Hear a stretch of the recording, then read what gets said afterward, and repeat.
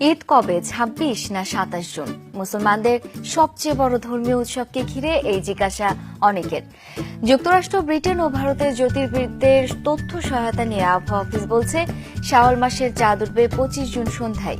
সেই হিসেবে ঈদ উল ফিতর পড়ছে ২৬ জুন। পৃথিবীর একমাত্র প্রাকৃতিক উপগ্রহ হচ্ছে চাঁদ, মাটি থেকে যার দূরত্ব প্রায় ৪ লাখ কিলোমিটার। চাঁদ ২৭ দিন ৭ ঘন্টা ৪৩ মিনিট ১১ সেকেন্ড সময় নিয়ে পৃথিবীকে প্রদক্ষিণ করে।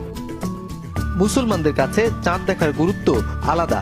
সবচেয়ে বড় ধর্মীয় উৎসব ঈদ উল ফিতর উদযাপিত হয় শাওয়াল মাসের চাঁদ দেখে।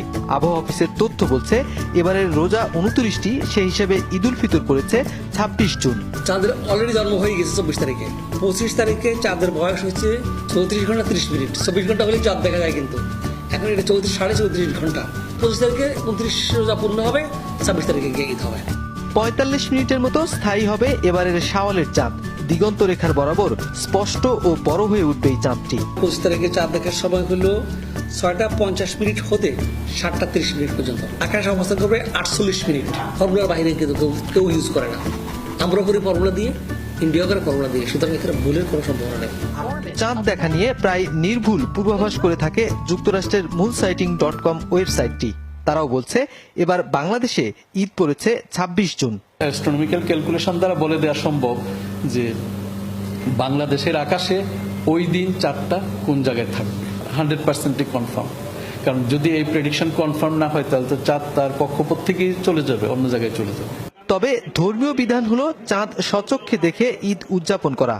আর বাংলাদেশে রোজা কবে শুরু বা ঈদ কবে হবে সেই সিদ্ধান্ত নিয়ে থাকে সরকারের একটি কমিটি। চাঁদ দেখে রোজা রাখা এবং চাঁদ দেখে ঈদ করা, এটাই হলো ইসলামী শরীয়তের বিধান।